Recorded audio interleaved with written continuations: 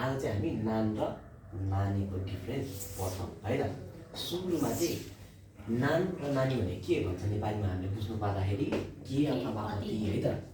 कति दिन नानी चाहिँ कुन दिन भन्न खोजे पनि हुन्छ है त। त्यो हामी बुझ्नु पर्दाखेरि नेपालीमा विभिन्न अर्थ लाग्छ त्यसको नान र नानीको चाहिँ। नानलाई पनि के नै भन्छ, नानीलाई पनि के नै भन्छ। अब फरक के त भन्दाखेरि सुरुमा चाहिँ हामीले नानलाई बुझ्नुपर्छ, त्यसपछि चाहिँ नानी आफै थाहा हुन्छ।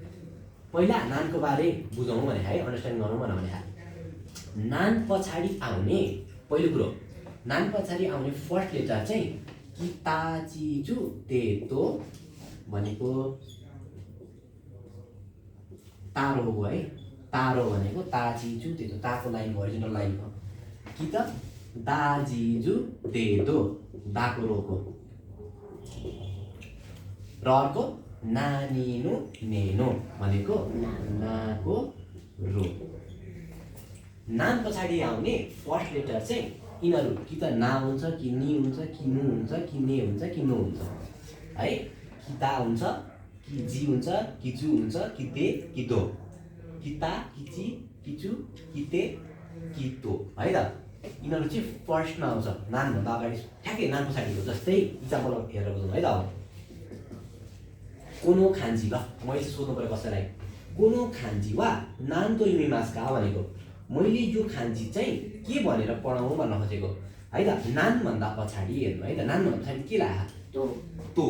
तो भनेको कुन चाहिँ रोको हो? ताको। ता ची जु ते तो, यो तो। नानभन्दा पछाडि ठ्याक्क फर्स्ट लेटर के छ? तो छ नि त। यो भनेको ताको रोको आएर यहाँ चाहिँ नान लागेको हो भन्ने बुझ्नु पऱ्यो है। अर्को केस कोरेवा नान देशका, नान पछाडि के लागेछ? दे लाग्यो नि त। दे भनेपछि के को रोमा पर्यो त्यो? दाको रोमा पर्यो है। ताको रो पनि सकियो, दाको रो पनि सकियो। अब अर्को यहाँ सोरेवा नानो सिरी देशका, ल नान पछाडि फलो गरेर आएको लेटर चाहिँ कुन छ? नो। नो भने कुन चाहिँ रोमा पर्यो? नानिनु नेनो, यो रोमा पर्यो होइन त। ल हामी तिनटै लेख्यो यहाँनिर। ठ्याक्क नान पछाडि चाहिँ के यिनीहरू आउँछ, त्यो चाहिँ ठ्याक्क के हो, अगाडि के लेख्नु पऱ्यो त हामीले? नान चाहिँ लेख्नु पऱ्यो है। नान लेख्नु, नान सुरुमा बुझ्यो भनेदेखि नानी चाहिँ आफै बुझिन्छ नि। अर्को कुरो काउन्टर्स भनेको चाहिँ कुनै पनि कुराहरू गर्नु पर्दाखेरि लास्टमा लाग्न सक्छ। जस्तै हामीले पातलो कुरा गर्नु पर्दाखेरि लास्टमा के राख्छौँ? माई। अर्को मेसिनरी कुराहरूलाई दाई। सुरुमा हामीले काउन्टिङ लेखेर अनि माई दाई लाउँछौँ, निन लाउँछौँ होइन मान्छेलाई, त्यसलाई चाहिँ काउन्टर्स भन्छ नि। लास्ट लेटरलाई चाहिँ कुनै पनि कुरा गर्दाखेरि चाहिँ काउन्टर नम्बरहरू पछाडि लेख्ने लेटरलाई चाहिँ काउन्टर्स भन्छ। काउन्टर्स भनेको अब मान्छेको सङ्ख्या गर्दा गर्ने शब्द भने के त? निन लाग्छ नि त। उमेर गर्दा साई, वस्तुको सङ्ख्या गर्दा चु, र अरू कुराहरू सबै है त। अब यहाँ बुझ्नु है त्यो काउन्टरको बारेमा। नान प्लस काउन्टर भनेको नान निन देशका भनेर हामीले सोध्छौँ नि क्वेसन सोद्धाखेरि, कतिजना व्यक्ति हो त होइन, कतिजना व्यक्ति हो। अब यहाँ नानी निन देशका भन्न मिल्दैन कि, यो राइमिङ पनि मिल्दैन र अर्को कुरो भन्न पनि मिल्दैन। नान निन देशका भनिसकेपछि नान भने के त? के कति भन्न खोजेको है त। अब निन भने के हो त? काउन्टर हो नि त। काउन्टर भन्दा अगाडि चाहिँ के को प्रयोग गरिन्छ हामीले? नानको। अब यसलाई एन्सर भन्नुपर्दा कति भन्नु पर्यो? सानिन अथवा नम्बर, सुरुमा चाहिँ नम्बर लेख्ने, त्यस पछाडि काउन्टर राख्ने, अनि देश राख्ने अथवा जे राख्ने लास्टमा है त। अब के राख्नु सुटेबल हुन्छ त्यही राख्ने। ल नानी देशका भन्दाखेरि सानो कतिजना व्यक्ति हो त भन्दा कतिजना रह त? तिनजना चाहिँ रहेछ। अब अर्को फेरि है त, साई भने काउन्टर हो। काउन्टरभन्दा अगाडि के प्रयोग गरिन्छ हामीले? नान। नान साई देशका भने कति वर्ष हो अरे? कति वर्ष हो त?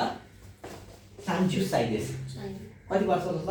30 वर्ष हो। 30 भनेको सुरुमा नम्बर, साई भनेको त काउन्टर है। यो चारवटा कुरामा चाहिँ ता ची चु ते तो, ताको रो हुनु पर्यो, दाको रो हुनु पर्यो, नाको रो हुनु पर्यो, र अर्को कुनै पनि गन्ती गर्दाखेरि के को पनि कतिवटा के कतिवटा भन्ने कुराहरूमा चाहिँ गन्ती गर्नु पर्दाखेरि के प्रयोग हुन्छ?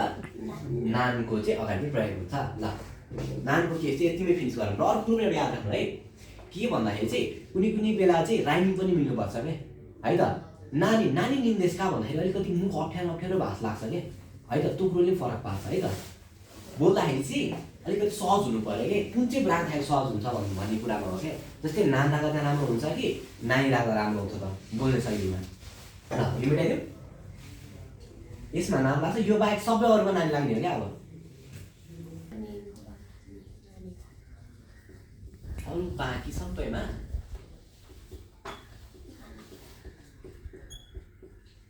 नानी प्रयोग हुन्छ कि नानी प्रयोग हुन्छ। जस्तै नानी हो सिमास्का भनेर, नानी सिमास्का भने के हो, के गर्नुहुन्छ भनेर भनेको है त। यहाँ भनेको ओ पार्टिकल आएछ, ओ पार्टिकल हुँदा के प्रयोग हुन्छ, जहिले नानी प्रयोग हुन्छ है त। अब आउने बाँकीका सबै शब्दहरूमा चाहिँ नानी नै हामी प्रयोग गर्छौँ। र अर्को कुरो पनि याद राख्नु है, जस्तै नान चाहिँ के फलोअप गरेर आउँछ, जस्तै नानको अब नान साइड डाइरेक्ट आयो नि त, फलो गर्यो नि त। जस्तै कोरेवा, कोरेवा नान भन्न मिल्दैन क्या हामीले, किन नाउनसँग चाहिँ केही न केही पछाडि जोडेर आएको हुन्छ है, यसरी यो भन्न मिल्दैन। तर नानी चाहिँ सोलो सिङ्गल पनि आउँछ क्या नानी, कोरेवा नानी, कोरेवा नानी के हो त्यो भनेको है त। नानी चाहिँ प्रयोग गर्न मिल्छ सिङ्गल ह्यान्डेडली, नान चाहिँ सिङ्गल प्रयोग गर्न मिल्दैन। ल यति बुझेपछि तपाईँले नाना नानी चाहिँ मजाले छुटाउन सक्नुहुन्छ तपाईँको ऊ अनुसार है त। ल